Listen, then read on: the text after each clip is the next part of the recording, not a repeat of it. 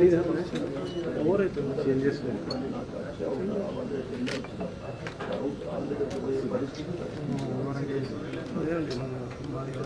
Mark ఇస్తున్నాము. అక్కడ మీరు ఆ డిజిగ్నేటెడ్ ప్లేస్లో కూర్చోవాలని రిక్వెస్ట్ చేస్తున్నాము.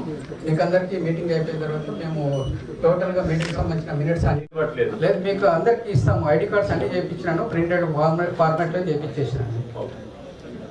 విషయం కాబట్టి మీకు అందరికీ కూడా ప్రత్యేకంగా ధన్యవాదాలు తెలియజేసుకుంటూ ఈ సమావేశం ప్రత్యేకంగా బడ్జెట్కు సంబంధించిన సమావేశం అని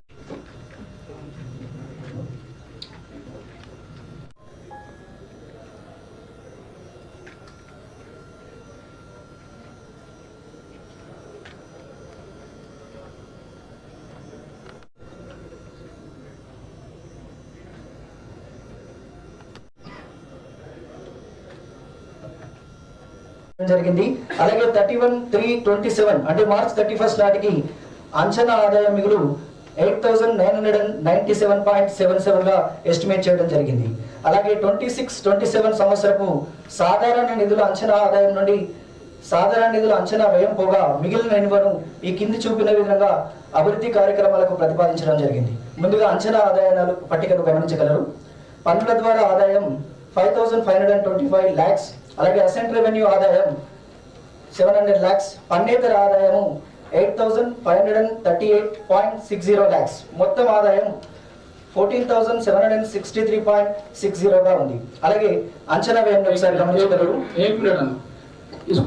మేనేజ్మెంట్ కి 90 lakhs, స్ట్రీట్ వెండర్ జోన్ కి 30 lakhs, ఓపెన్ జిమ్ కి 40 lakhs, వార్డుల వారీగా అభివృద్ధి కేటాయింపులు 3,062.54 lakhs గా ఎస్టిమేట్ చేయడం జరిగింది.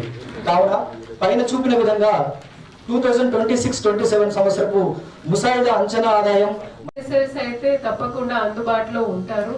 ఇందులో నేను కమిషనర్ గారితో నా సలహా ఏంటంటే ప్రతి ఒక్క శానిటరీ ఇన్స్పెక్టర్ వారి నంబర్, అది డివిజన్ లో 2 ఉన్నారా 3 ఉన్నారా అనేది అది తప్పకుండా ఆ నంబర్స్ కార్పొరేటర్స్ దగ్గర ఉండాలి. ఒక వాట్సాప్ గ్రూప్ ఏర్పాటు చేయాలి. అందులో ఎస్ఐని మిమ్మల్ని అడ్మిన్ గా పెట్టుకోవాలి. జస్ట్ అండ్ అందులో ఎంతమంది కార్మికులు పని చేస్తా ఉన్నారు ఆ వివరాలు ఉండాలి. అడ్మిన్ రైట్స్ మీ దగ్గర ఉండాలి. సో దట్ ఏదైనా లేనిపోని మెసేజెస్ ఆ గ్రూప్ లో రాకుండా ఉండాలి. బట్ వాళ్ళకి ఒక సూచన ఇవ్వడానికి ఒక మాధ్యమం లాగా అందుబాటులో ఉంటుంది. సో ప్రతి ఒక్క ఎస్ఐ ఆధ్వర్యంలో ఒక వాట్సాప్ గ్రూప్, అందులో మీరు ఉండాలి, మీ డీసీస్ ఉండాలి, మీరు అడ్మిన్ గా దీంట్లో ఉండాలి. రెండోది, మనం ఇది బడ్జెట్ విషయంకి పరిమితి అయి మాట్లాడదాం.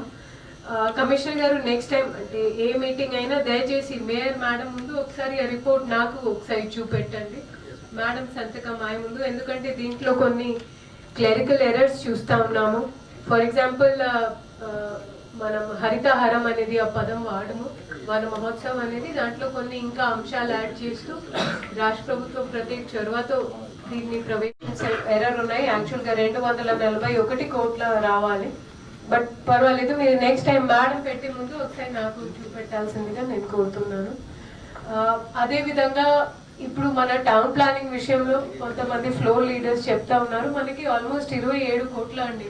So let me tell you, మనకి మహబూబ్ నగర్ కార్పొరేషన్ లో పాలమూర PUDA అని ఉంది, నల్గొండలో నీలగిరి అర్బన్ డెవలప్మెంట్ అథారిటీ ఉంది. దానికంటే మీరు చాలా, మీ కలెక్షన్ అంటే చాలా చాలా బాగుంది. సో అది ఎందుకంటే మేము ఏదైతే LRS పర్మిషన్ LBగా ఉన్నారు కాబట్టి నేను వారితో ప్రత్యేక రిక్వెస్ట్ చేస్తున్నాను, ప్రతి ఒక్క LRS అప్లికేషన్ అందులో ఎలాంటివి ఉల్లంఘన జరగకుండా వారు ప్రత్యేకగా ఫీల్డ్కి దిగి అక్కడ వెరిఫికేషన్ చేయాల్సిందే. ఎక్కడ కూడా చిన్న దానికి అడ్జస్ట్మెంట్కి కూడా అవకాశం లేదు. ఏదైనా బకాయా ఉంటే 37 కోట్లని మీరు ఇంకా పెంచే మీకు అవకాశం ఉంటుంది. సో దయచేసి అది చేసేసండి. అదేవిధంగా నేను రిస్పెక్టెడ్ ఎమ్మెల్యే గారితో, MLC సార్తో నేను కోరేది ఏంటంటే మనకి అమృత్ కింద చాలా మటుకు ఫండ్స్ కేటాయించి ఉన్నాయి. అదే వీళ్ళు అదర్ సెంట్రల్ గ్రాంట్స్ లో చూపెడతా ఉన్నారు రికరింగ్ గా, కానీ ఆ పని మాత్రం జరగట్లేదు. 26 కోట్ల వీళ్ళు నాన్ ప్లాన్ కింద చూపెడుతున్నారు. సో ఈధర్ మనం ఆ ఏజెన్సీని అయినా మార్చేయాలి. 10 days తర్వాత ఎప్పుడైనా మీరు పిలిస్తే నేను తప్పకుండా హాజరు ఉంటా. సో మన కొన్ని యాక్షనబుల్ పాయింట్స్ కమిషనర్ గారికి చెప్పడం జరిగింది, వాళ్ళు తప్పకుండా దీన్ని పాటించాలి అని కోరుతూ మాకు ఈ సమావేశానికి ఆహ్వానించిన గౌరవ్ మేయర్ మేడంకి, మున్సిపల్ కమిషనర్ గారికి అందరికీ ధన్యవాదాలు తెలియజేస్తూ